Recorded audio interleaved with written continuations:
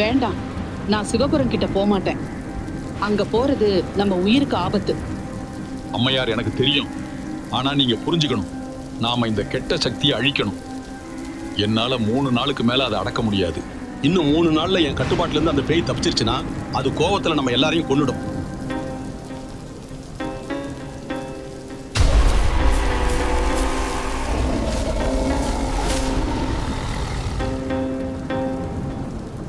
நாம சிவபுரத்துக்கு போய் அந்த திவ்ய திரிசூலமோட பகுதியை தேட வேண்டும். அவர் சொல்றது சரிதான் பாட்டி.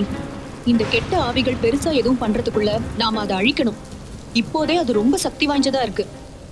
சரி, நாளைக்கு காலையில நாம அங்க போறோம். இப்ப நாம ஓய்வெடுக்கலாம்.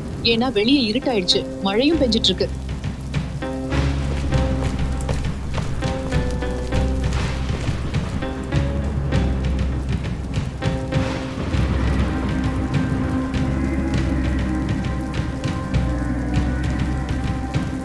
சரின்னு சாமி, நீங்க இன்னைக்கு ராத்திரி இங்கேயே தங்கிக்கலாம்.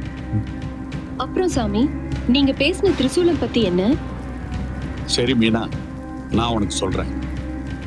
திரிசூலம் உருவான கதை ரொம்ப காலத்துக்கு முன்னாடி ஆரம்பிச்சது. சோழ ராஜாக்களோட ஆட்சி ஓஹோன்னு இருந்த காலம் அது. அப்போ இந்த சக்திபுரம் சிவபுரம்லாம் கிடையாது, ஏகபுரம்னு ஒரே ஒரு ஊரு தான் இருந்துச்சு. சனங்க எல்லாரும் ஒண்ணுக்குள்ள ஒன்னா வாழ்ந்தாங்க. அவங்க பக்தி முழுக்க அந்த ஆதி பராசக்தி மேலதான்.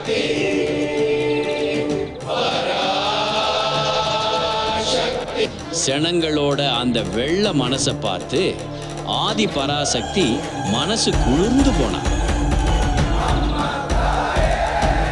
உடனே ஒரு வரம் கொடுத்தா. உங்கள் பக்தியால் நான் மகிழ்ந்தேன். இப்பொழுதிருந்து நான் உங்கள் கிராமத்தில் கருமாரியம்மனாக வசிப்பேன். அந்த வாக்கை காப்பாத்த அவளே வானத்திலிருந்து இறங்கி வந்து ஒரு சக்தி வாய்ந்த திரிசூலத்தை அந்த ஊருக்கு பரிசா கொடுத்தா. அது சும்மா ஒரு ஆயுதம் இல்ல, நோய் நொடி காத்து கருப்பு கெட்டது எதுவுமே அண்டாம தடுக்கிற ஒரு பாதுகாப்பு கவசம் அது. அந்த சூலம் கம்பீரமா நிக்கிற வரைக்கும் அந்த ஊர்ல எவனும் கஷ்டப்பட மாட்டான்னு அவ சொல்லியிருந்தான்.